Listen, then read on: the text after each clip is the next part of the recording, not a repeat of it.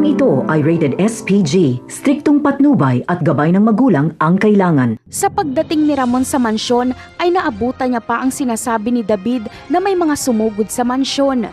Nakipagbakbakan si Ramon. Inisa-isa niya ang mga kalaban hanggang sa maubos ito. Nandoon din si Olga at kunwaring nakikipaglaban din siya sa mga kalaban. Pero ang totoo ay siya ang may pakana nito. Walang malay at nakahandusay na lang si David noong makita ni Ramon. Agad na aalis sa mansyon si Olga at Ramon kasama nila si David pero wala itong malay.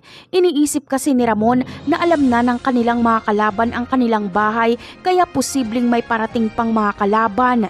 Kaya kinakailangan nilang umalis. Si Olga ang driver at katabi niya si Ramon.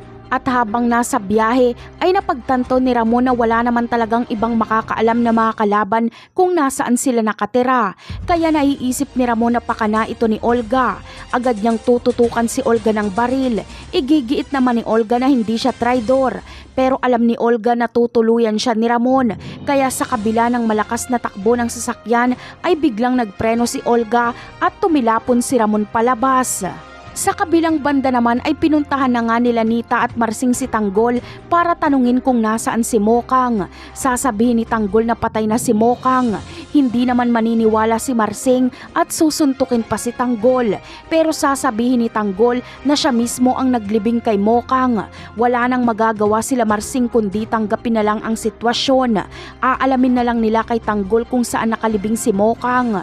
Napakarami pa nating dapat abangan sa mga susunod na episode. Paalam!